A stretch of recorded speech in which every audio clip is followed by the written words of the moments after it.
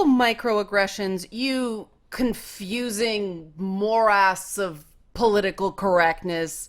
There has been another article about you. It's back to school, and that means back to moral outrage of all kinds on the college and university level.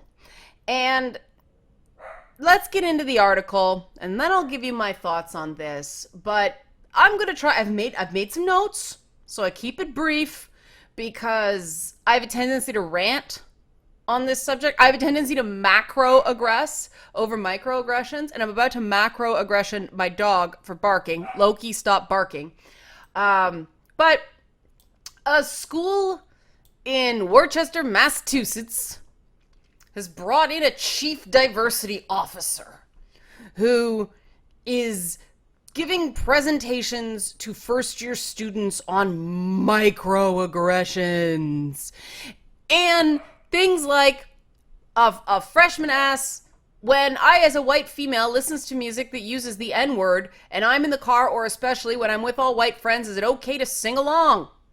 And the answer was no. And here's where I'm confused by this.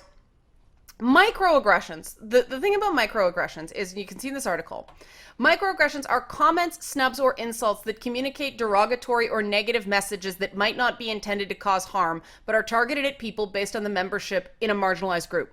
Well, if she's in the car with all white friends and she sings along to lyrics, she is not targeting those lyrics at any people of color.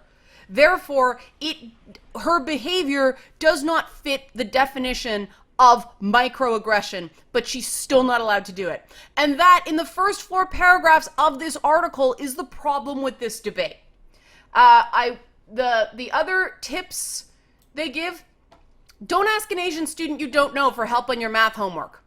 Well, why would you ask someone you don't know for help on your math homework? That doesn't even make sense. Don't randomly ask a black student if he plays basketball. What if it's a woman? This article has microaggressed. My God, I channeled V. Monroe there. But what?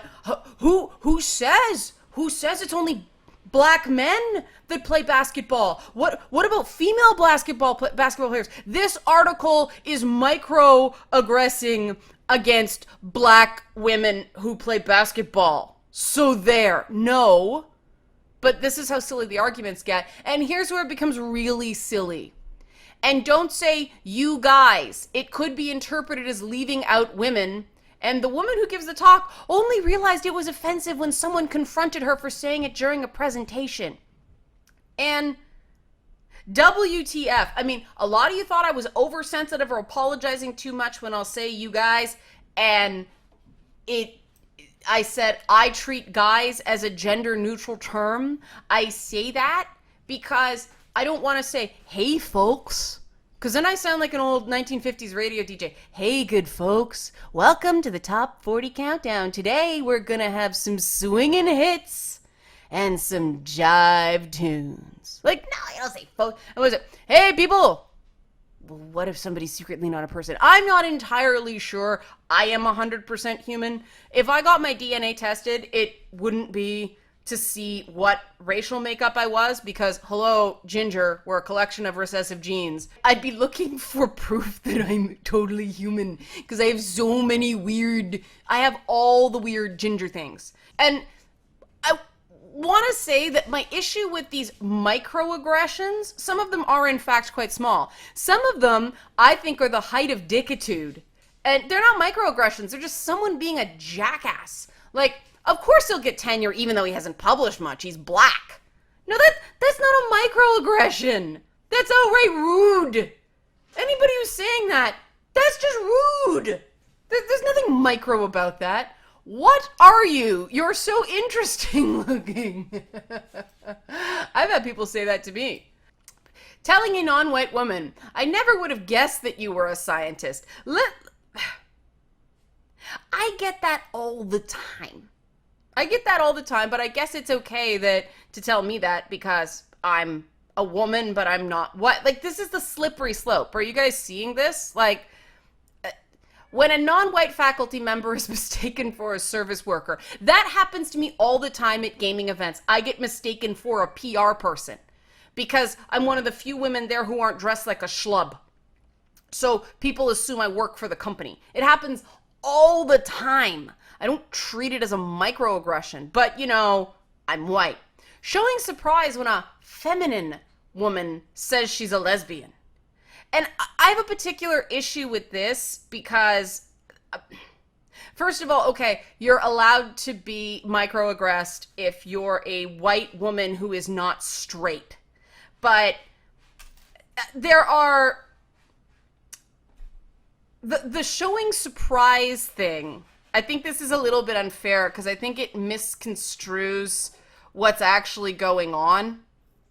Because I get the same reaction when guys find out I'm married sometimes, and it's not a question of, oh, you don't seem married to me. It's, oh shit, I was just really offensive and didn't mean to be. Like, all right, I was totally hitting on you, backing off now. That's what the surprise often is. And this is, and that you are a credit to your race is just, I'm sorry, no, that's not a microaggression. That's just something people shouldn't say. And do you see what I mean? They've got obviously wrong comments, like comments that people can totally understand. Yeah, that makes sense. That's wrong. I wouldn't consider that micro. I'd consider that downright just common sense says you don't say it, it's rude. And then things that can have completely benevolent reactions, and if somebody's having an immediate emotional response, they can't control it. You know, like, it's like, you know, excuse me, do you work here? It's like, no, I'm actually a journalist. Oh, okay. And they're surprised. But should I be offended?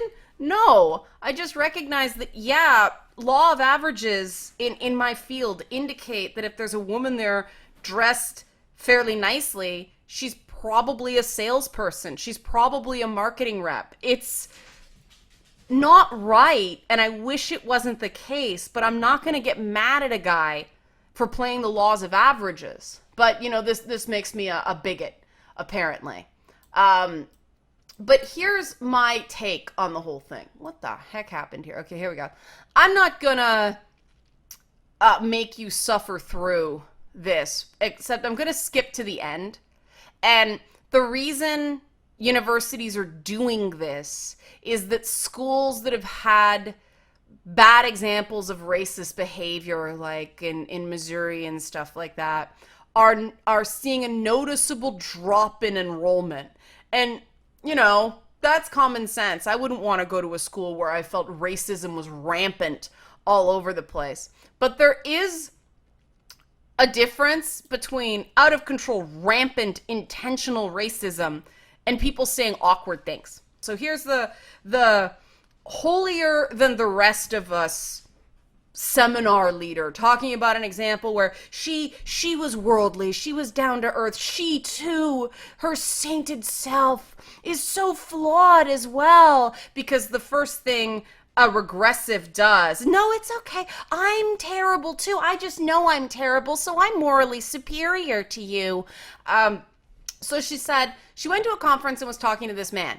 I thought he was black. I was talking about diversity and social justice. He said, I'm Cuban. I assumed he was black because he was the same skin complexion as me and the same type of hair. So black people can't be Cuban? There's an entire black Hispanic identification group.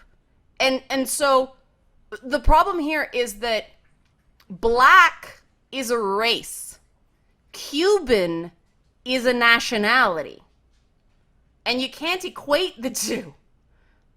Is he black Hispanic? Okay, well then you're half right. But Cuban, was she assuming he was African American? Okay, that is an actual mistake. But there are plenty of black people in Cuba. But because it's black Hispanic, they identify as Cuban first some of the time. And this is when you get into intersectionality and microaggressions and intersexuality. Oh, wow, that's microaggression porn. But here's the closer. The student said, when you use the term self-identify as a white woman, are you saying that you can choose your race? And that was the example she said about the guy being Cuban. But she said it's not okay to pull a racial dolezal and be a white woman while claiming to be African American. You can't say you're black if you're not historically. And of course, oh no, it crashed. Reload. You get into, I mean, Elizabeth Warren has taken some heat from this by talking about, the family story about there being Native American heritage, and they claim there's no proof of it, blah, blah, blah, blah, blah. Identity is a very sensitive thing, and I tread very lightly on it.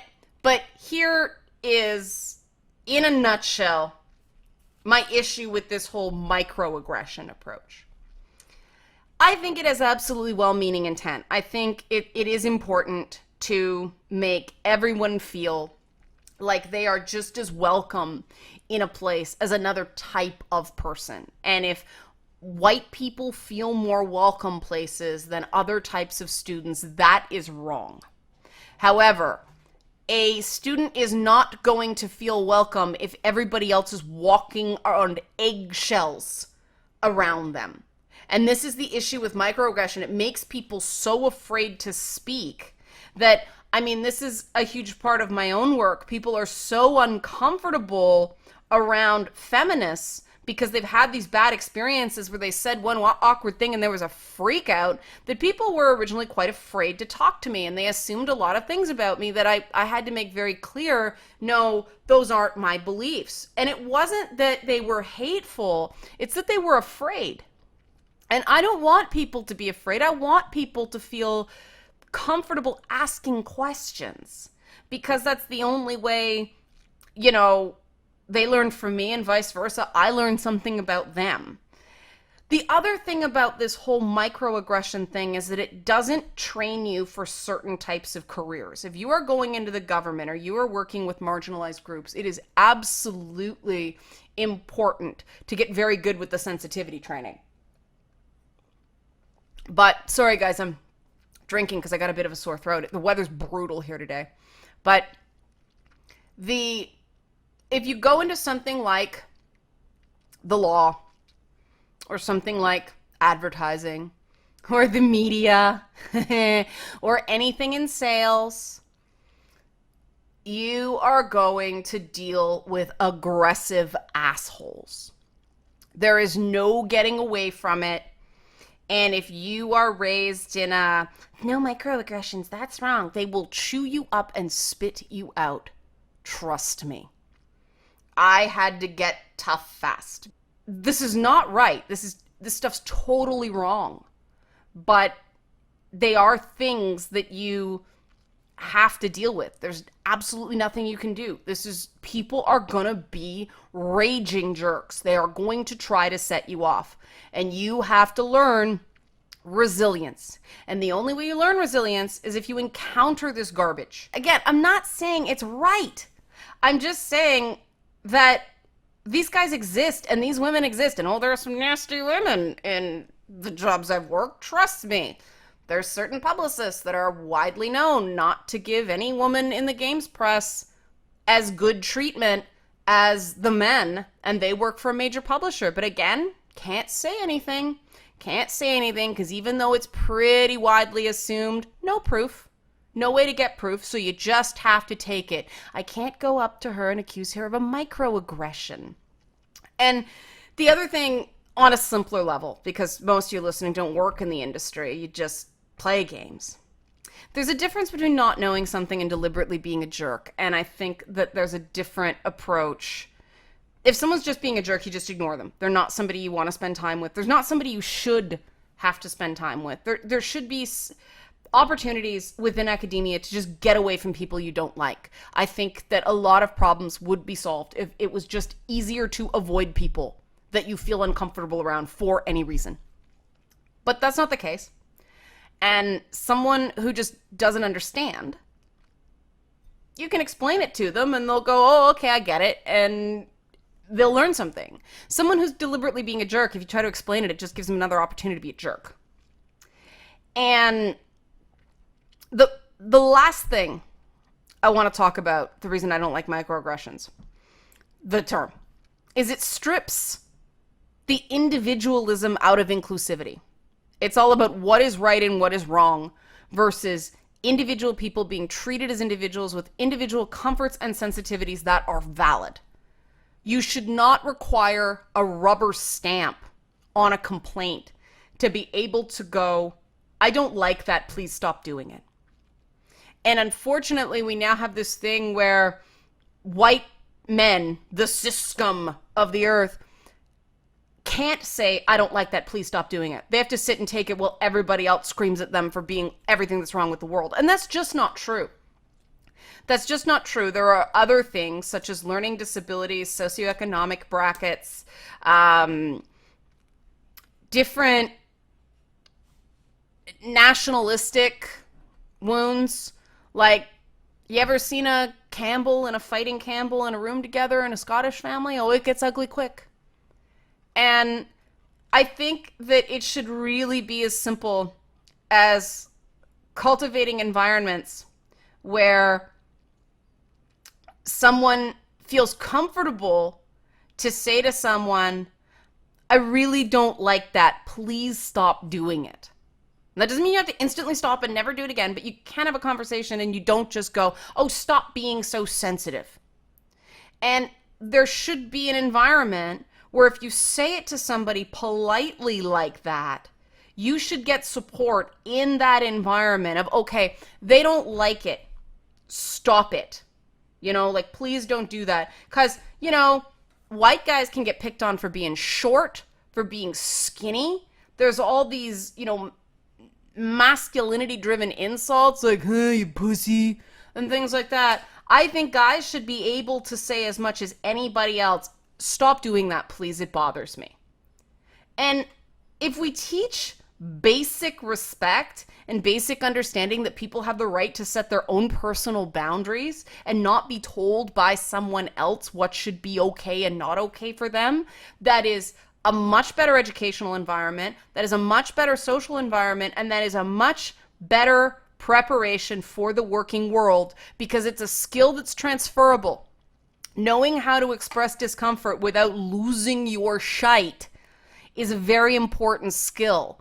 And I think that schools would be better off supporting people when they stand up for themselves in a calm, compassionate manner than trying to prevent those conversations in the first place. So there we go. I'm sure some people will complain about microaggressions, but I get flat out aggression over my Macroboobs all the time. And everybody thinks that's fine. I mean, the biggest microaggression in the video game industry is we don't make our women with big boobs. We make them strong female characters. I have a very strong back, I'll have you know, because I have to carry these things around all the time. But I'm getting personal here, and this is precisely what I wasn't going to do. I hope you sort of enjoyed this. I hope it made you think. And if I can get people to do one thing, please, just when someone says please stop saying that, it doesn't mean you can't continue to have a discussion. But I would like it if people, instead of saying stop being so sensitive, just stopped and said, okay, what's another way to discuss this? And if they don't want to talk, that's fine. But most people do want to have a discussion. They just don't want, you know, childhood traumas revisited from a person they barely know. And that's very human. That's very understandable. Everybody has those things that they just don't want to talk about. So let's treat people like people and individuals like individuals in the spirit of true equality and merit, and just let people set their own boundaries.